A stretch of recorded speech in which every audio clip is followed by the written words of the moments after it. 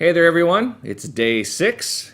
It's a Sunday. I don't work out on Sundays. I only do the workouts from Monday through Saturday. So each Sunday, what I'm going to be doing is posting a week in review video. What that's going to include is my weigh-in, some pictures of what I currently look like. And right now, I'm not very proud of them, but hopefully over the 100 days, you're going to see improvement. So I may as well post the ugly ones now.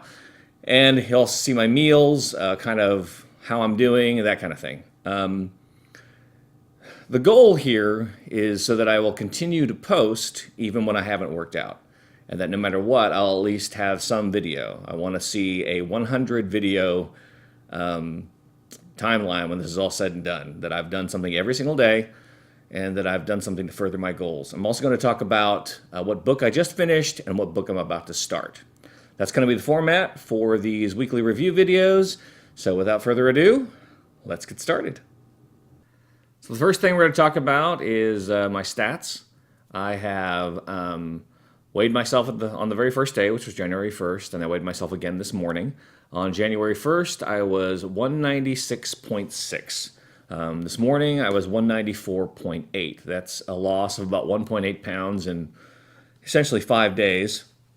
But I want to stress that weight loss in and of itself from the scale isn't really my primary goal.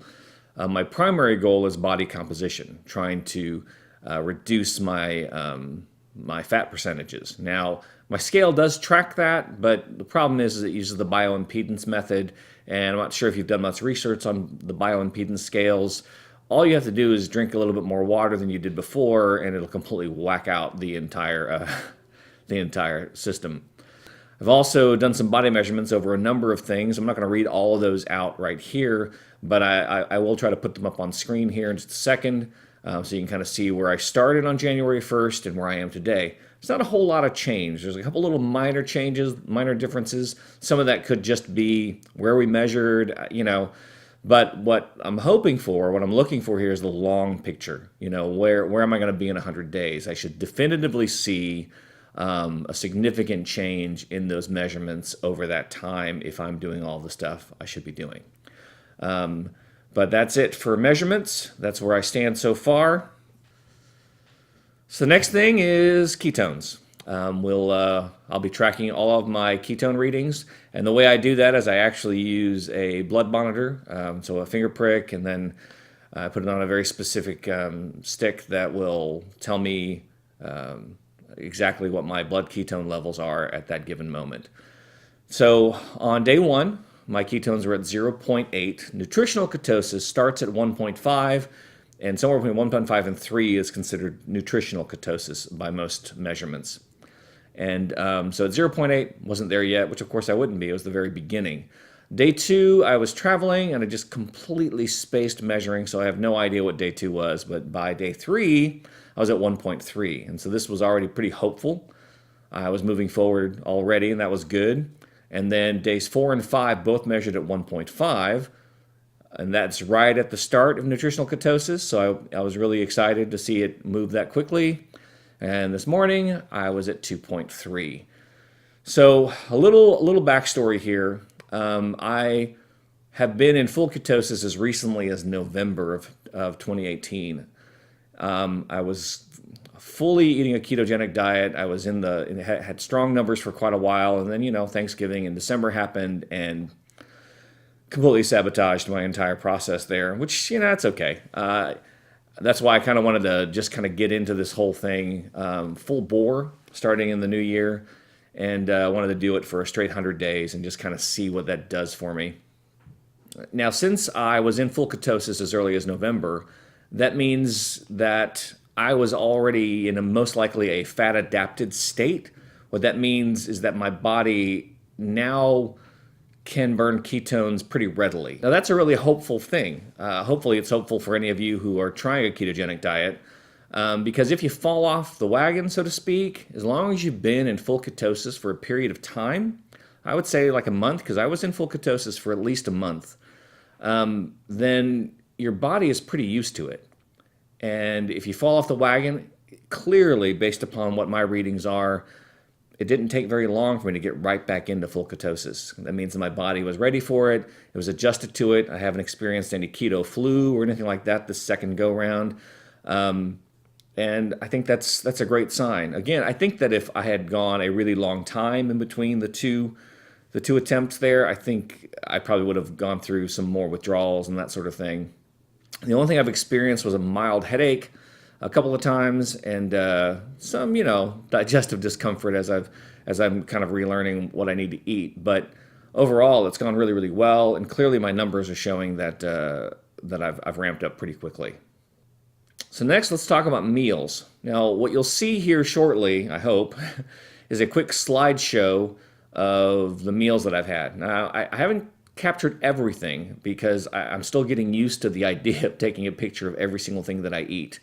But it'll at least give you an idea of what I'm attempting to do. I've always attempted to ensure that I have vegetables with every single meal. That includes breakfast. Like I think if you've been watching, then just the other day when I was in LA, I had salad for breakfast to make sure that I had some veggies. Am I 100% successful in that? Not always, but it is a conscious thing that I'm trying to do. The only exception would be that most mornings I do have butter coffee. I know that can be a little controversial for some people, but it's worked really, really well for me. My goal would be to eventually get to a 16/8 intermittent fast. I'll just be able to stop having it entirely and just have a cup of black coffee and kind of just not eat anything or have any calories until 11 or noon, and then just eat during that 8-hour window and then not eat again for 16. But you have to be fat adapted to try it.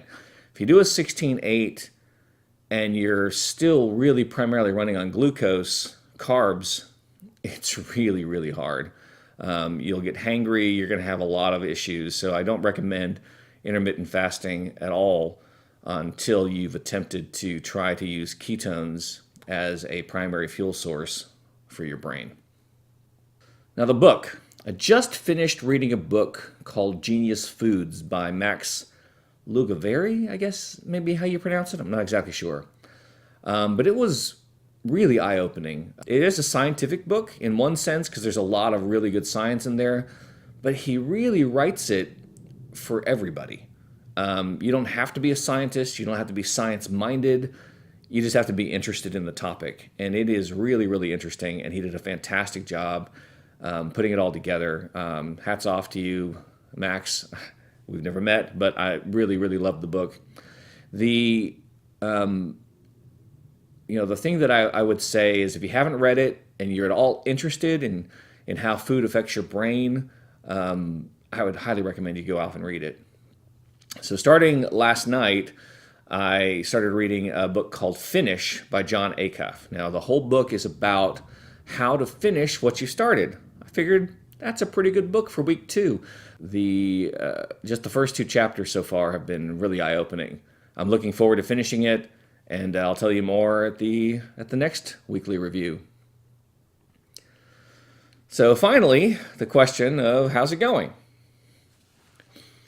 I've had some really good successes this week. I've also had some insights into struggles that I've been having to deal with, and that's been good for me. I'm really looking forward to seeing what the next few weeks hold. I've already committed. I have a trip to New York coming on Thursday, and I've already committed to the people around me that I am going to go to the Y. There's one that's only about 4 blocks away from my hotel in New York, and I've already called ahead. I already know that I can get in. It's all set. I just have to get up in the morning, get off my bottom, and get out there and do it. Now that I've committed to everyone, and I've now said it right here on camera, I'm pretty sure that's going to be enough motivation for me to actually do it, because I don't want to have to come on camera and say, well, I didn't do it. The other thing is that New York has got a lot of really good food. And the temptations in New York are huge. I want to try all the things, but this time I'm going to stick with it. I'm going to do what I need to do, and I'll report back, and because actually I'll be making my weekly review update from my hotel room because I will be there on Sunday.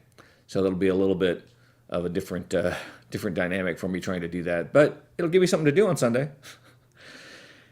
So that's my report for the week. I hope you enjoyed it, and thanks for watching.